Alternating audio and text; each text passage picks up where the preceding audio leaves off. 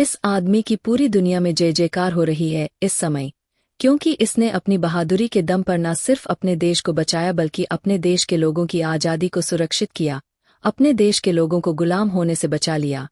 वरना कल रात यह बात तय हो गई थी कि दक्षिण कोरिया भी अब उत्तर कोरिया की तरह हो जाएगा और वहां पर भी किम जोंग उन जैसा एक नया तानाशाह आ चुका है। लेकिन इस आदमी ने सिर्फ 4 घंटों के अंदर तानाशाह को न सिर्फ धूल चटा दी बल्कि सेना को भागने पर मजबूर कर दिया। सेना के अफसर, सेना के बड़े बड़े कमांडर बसों में बैठक भागे। उससे भी अच्छी बात तो यह कि इस आदमी ने जो चतुराई दिखाई ना, उसका परिणाम यह हुआ कि इतने बड़े तख्ता पलट, इतने बड़ी सैन्य कार्रवाई के बावजूद दक्षिण कोरिया में कोई आदमी मरा तो छोड़िए, किसी को खरोश तक नहीं आने दी और 3 घंटे के अंदर अपने राष्ट्रपति को धूल चटा दी। लेकिन ये आदमी है कौन? दरअसल इसका नाम है ली जे म्यूंग और यह दक्षिण कोरिया का मुख्य विपक्षी नेता है। और इसने कैसे अपने देश को कल रात गुलाम होने से बचाया, यह जानकर आप चौंक जाओगे।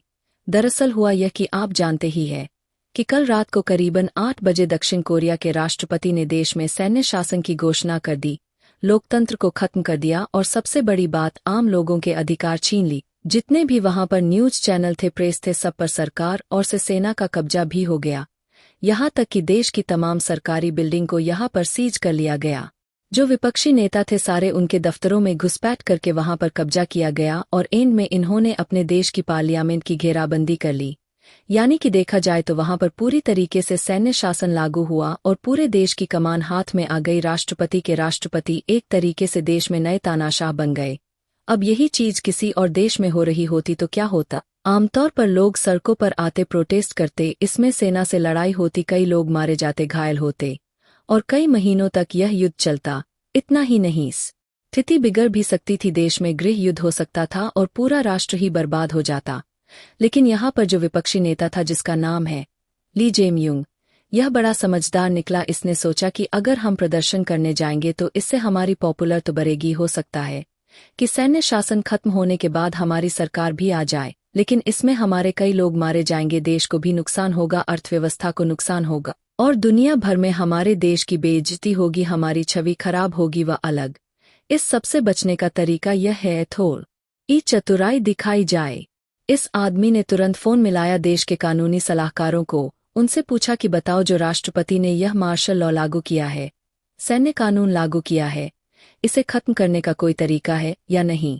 तो उन्होंने संविधान पढ़ा, उसमें पता चला कि देश की संसद अगर यह विधेयक पारित कर दे बहुमत से कि सरकार ने जो यह सैन्य शासन लगाया है यह अवैध है, तो सैन्य शासन हट जाएगा, राष्ट्रपति का फैसला पलट जाएगा। लेकिन जितना यह सुनने में आसान था, करना उतना ही मुश्किल, क्योंकि संसद को तो सेना घेरे बैठी थी, जबरदस्त घेराबंदी थी संसद के अंदर। सांसद पहुंचे तो कैसे? तो फिलहाल तो इन्होंने यह काम किया कि तुरंत खबर मिलते ही अपने सभी सांसदों को फोन करके कहा कि जो सांसद संसद में मौजूद है वहीं पर छुपे रह, और जो संसद के बाहर है वह किसी भी तरीके से जुगाड़ लगाकर संसद के अंदर पहुंच जाएं, और साथ ही जितने भी संसद के एंट्रेंस है, गेट है, उन्हें ब्लॉक कर दे। सोफा मिले तो सोफा लगा दो, कुर्सी मिले तो कुर्सी लगा दो, जो भी हो, कोई भी सेना का आदमी अंदर घुस ना पा। तो खैर, इन विपक्षी नेता ली जे म्यूंग के लिए अच्छी बात यह हो गई कि इनके 160 से 170 सांसद ऑलरेडी मौजूद थे संसद के अंदर। कुछ जो सत्ता पक्ष के लोग थे जिन्होंने मार्शल लॉ लगाया था वो भी वहां मौजूद थे। तो इन्होंने क्या किया? अपने 10 से 15 साथियों को लिया, गाड़ी से नहीं गए। आप देखिए स्क्रीन पर कुछ ऐसे लोगों के घरों की दीवारें छतें फांदते हुए संसद के करीब पहुंचे।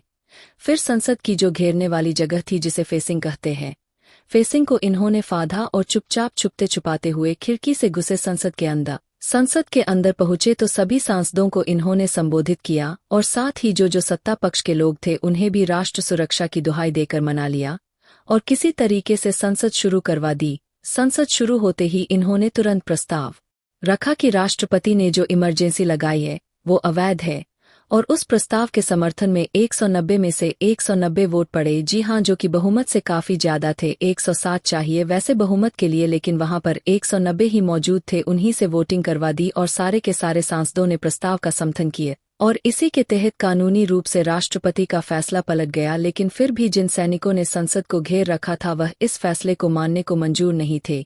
उनका कहना था कि हमें राष्ट्रपति ने ऑर्डर दिया है, राष्ट्रपति कहेंगे तो ही हम सैन्य शासन हटाएंगे।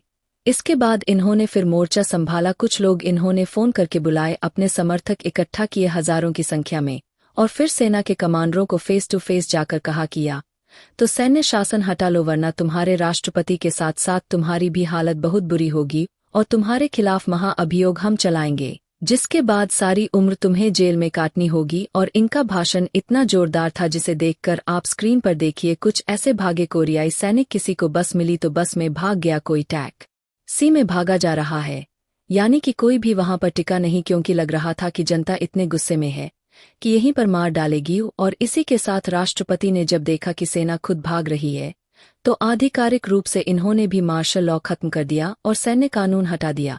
लेकिन आपको बता दूं, अभी भी इनका काम खत्म नहीं हुआ है, यह संसद में डटे हुए है और अब एक नए विधेयक की यहाँ पर तैयारी की जा रही है, जिसके तहत राष्ट्रपति के खिलाफ महाभियोग लाया जाएगा, उन पर राष्ट्रद्रोह का मुकदमा चलेगा और उन्हें राष्ट्रपति पद से भी बर्खास्त किया जाएगा। इतना ही नहीं, उन्हें जेल भेजने की भी पूरी तैयारी है।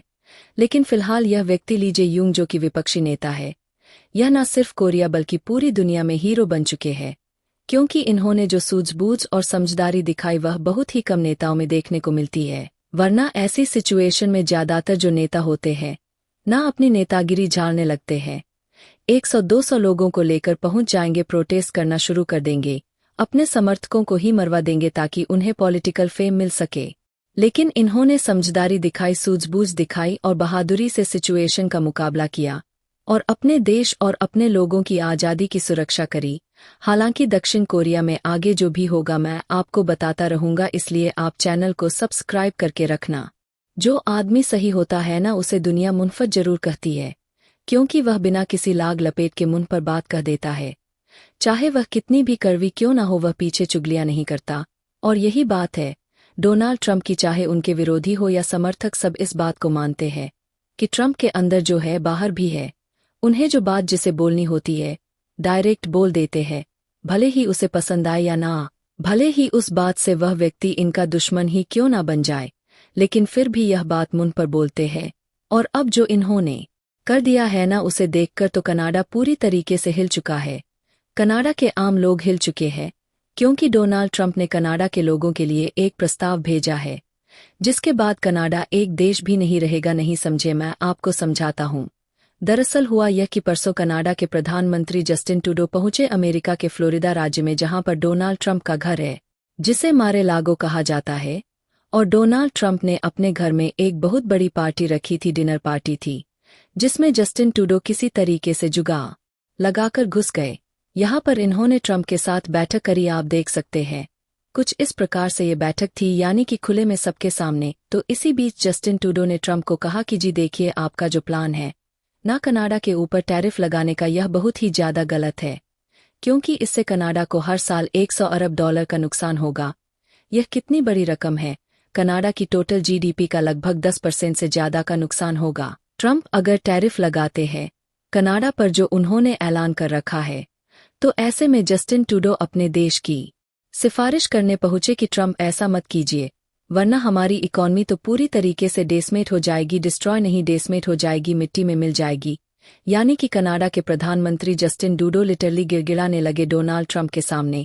तो उस पर ट्रंप ने क्या क्या कहा, उन्होंने इनके कंधे पर हाथ रखा और कहा कि देखो जस्टिन, मैं तुम्हारे देश के खिलाफ टैरिफ तो लगाऊंगा, क्योंकि तुम्हारे देश की पॉलिसी ऐसी है जिसका फायदा उठाते हैं यूरोप के चीन की कंपनियां। वो तुम्हारे देश के अंदर मैन्युफैक्चरिंग करती है और फिर फ्री ट्रेड एग्रीमेंट का लाभ उठाकर हमारे देश में सामान बेचती है, जिससे कि तुम्हें तो टैक्स रेवेन्यू मिलता है, लेकिन हमारे देश को हर साल कई बिलियन डॉलर का लॉस होता है टैक्स में, जो जॉब्स में, और इसके अलावा हमारी जीडीपी में भी। और इसीलिए अगर हमें इसे रोकना है तो तुम्हारे देश के खिलाफ टैरिफ तो थोपने ही पड़ेंगे, और इससे तुम्हारे देश की अर्थव्यवस्था डिस्ट्रॉय हो जाएगी। यह बात तय है, आने वाले 4 सालों के अंदर कनाडा इतनी बुरी मार झेलेगा जिससे कि उसकी अर्थव्यवस्था का गड्ढे में गिरना तय है। लेकिन मैं फिर भी तुम्हें एक ऑफर देता हूँ। ऑफर यह कि तबाही से बचने का एक रास्ता है। रास्ता यह है कि तुम अपने देश को, यानी कि कनाडा को, अमेरिका में मिला लो और उसे अमेरिका का 51वां राज्य बना दो। जिससे होगा यह कि कनाडा एक तरीके से अमेरिका बन जाएगा, अमेरिका का राज्य बन जाएगा। फिर हम तुम्हारे ऊपर ना टैरिफ लगाएंगे ना टैक्स लगाएंगे और तुम मजे से अपनी अर्थव्यवस्था चलान। इतना ही नहीं, मैं तुम्हें कनाडा राज्य का गवर्नर यानी कि कनाडा का मुख्यमंत्री भी बना दूंगा और तुम मेरे अंडर शानदार तरीके से काम करना। मैं तुम्हें फुल सपोर्ट, फुल पैसा, सब कुछ दूंगा। यह ऑफर दिया गया और इस बात को अमेरिकी मीडिया ने भी कंफर्म कर दिया है। आप देख सकते हैं स्क्रीन पर अलग अलग मीडिया कंफर्म कर रही है। हालांकि कुछ मीडिया कह रही है कि ट्रंप ने कनाडा के प्रधानमंत्री जस्टिन ट्रूडो को यह बात मजाक में कह दी होगी, असल में उनका यह तात्पर्य नहीं होगा। लेकिन आप मुझे बताइए, आखिरी बार आपने डोनाल्ड ट्रंप को मजाक करते हुए कब सुना था? मुझे नहीं लगता कि आप ऐसी घटना याद भी कर पाएंगे। वहीं अमेरिका के लोगों के मन में इस घटना ने यह बीज तो बो दिया है कि एक्चुअल में यह बात संभव है। कनाडा को आप अमेरिका का हिस्सा बना सकते हैं, जिससे कि अमेरिका का साइज बहुत ज्यादा बढ़ जाएगा। उसका जो अलास्का राज्य है उसके बीच में आता है कनाडा, वो भी मिल सकता है पूरे अमेरिका के मेनलैंड से। तो यानी कि देखा जाए तो यह बात संभव है, क्योंकि कनाडा की एक्चुअल आबादी भी बहुत ज्यादा कम है, ना ही इनके पास कुछ ऐसी पावर है जिससे कि अगर अमेरिका ये करना चाहे तो यह विरोध कर पाएंगे। रही बात आने वाले 4 साल कनाडा के लिए बहुत दर्दनाक होने वाले हैं, क्योंकि चीन के बाद जिस पर सबसे ज्यादा मार पड़ेगी टैरिफ की, वह 2 ही देश है, मेक्सिको और कनाडा। दोनों अमेरिका के पड़ोसी है और कनाडा की पोजीशन सबसे ज्यादा वीक है। वहीं मेरे पर्सनल ओपिनियन की बात करें तो देखिए, पूरे कनाडा की तो मैं गारंटी नहीं लेता, लेकिन कनाडा के कुछ राज्य ऐसे हैं जहां पर सेपरेटिस्ट मूवमेंट चल रही है, जैसे कि क्यूबेक राज्य है जो कनाडा का, वहां पर स्ट्रांग सेपरेटिस्ट मूवमेंट है, क्योंकि वहां पर आबादी इंग्लिश लोगों की नहीं है, फ्रेंच लोगों की है, जो फ्रेंच भाषी लोग हैं। ऐसे में वह अलग फ्रेंच राज्य की मांग करते हैं और लगातार यह मूवमेंट स्ट्रांग होती जा रही है। ऐसे में कल को डोनाल्ड ट्रंप उन्हें ऑफर दे कि देखो, कनाडा की अर्थव्यवस्था का तो मैं सत्यानाश करने जा रहा हूं, अगर तुम्हें बचना है, ज्यादा अधिकार, ज्यादा पैसे और तुम्हारी भाषा की प्रोटेक्शन चाहिए तो हमारे साथ आ जाओ, तो इसमें कुछ बुराई नहीं है, यह होना संभव है। ऐसे में कनाडा को चिंतित होना चाहिए, क्योंकि जो कनाडा भारत को बांटने की कोशिश कर रहा है, अब आने वाले 4 सालों में उसके एकजुट रहने के लाले पड़ने वाले हैं, क्योंकि डोनाल्ड ट्रंप लग ऐसा रहा है कि इंटरेस्टेड है कनाडा को तोड़ने में। हालांकि जो भी होगा मैं आपको अपडेट देता रहूंगा। आप लोग चैनल को सब्सक्राइब करके रखना।